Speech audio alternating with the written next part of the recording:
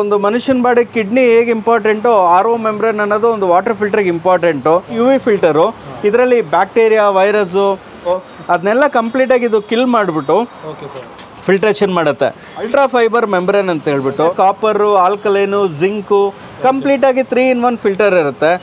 ಇದು float sensor, ಇಲ್ಲಿಂದ ಒಳಗಡೆ ನಿಮಗೆ ವಾಟರ್ ಬರುತ್ತೆ. ಈ ಥರ ಒಂದು ಸಿಸ್ಟಮ್ ಇರುತ್ತೆ ಕಂಪ್ಲೀಟಾಗಿ.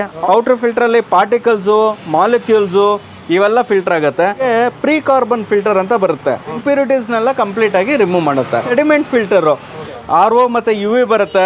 22,000 MRP ಇರೋದು, ಕಸ್ಟಮರ್ ಪ್ರೈಸ್ ಬರೀ 10,000 ರುಪೀಸು. ಇದು ನಮ್ಮ ಡಿಟ್ಯಾಚಬಲ್ ಟ್ಯಾಂಕು. ಸೊ ಈಗ ಜಸ್ಟ್ ಈಗ ಡಿಟ್ಯಾಚ್ ಮಾಡಿ ಈಸಿಯಾಗಿ ಇದು ಮಾಡ್ಬೋದು. ನೋಡಿ, ಒಂದು ವೈರಿಂಗ್ ಆಗಿರ್ಬೋದು, ಪೈಪಿಂಗ್ ಆಗಿರ್ಬೋದು, ಎಲ್ಲ ಒಂದು ಪ್ರೊಫೆಷ್ನಲ್ ಅಸೆಂಬ್ಲಿ ಆಗಿರೋದು. 20,000 MRP ಇರೋ 10,000ಗೆ ಬರುತ್ತೆ.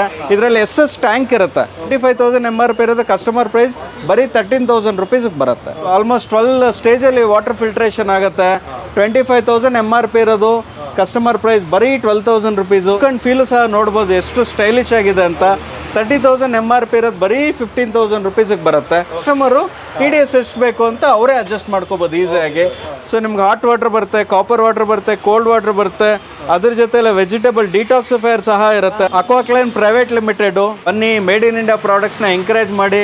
ಇದೇ ರಾಜಾಜಿನಗರ ನವರಂಗ್ ಥಿಯೇಟ್ರ್ ಬಳಿ ಇರೋದು.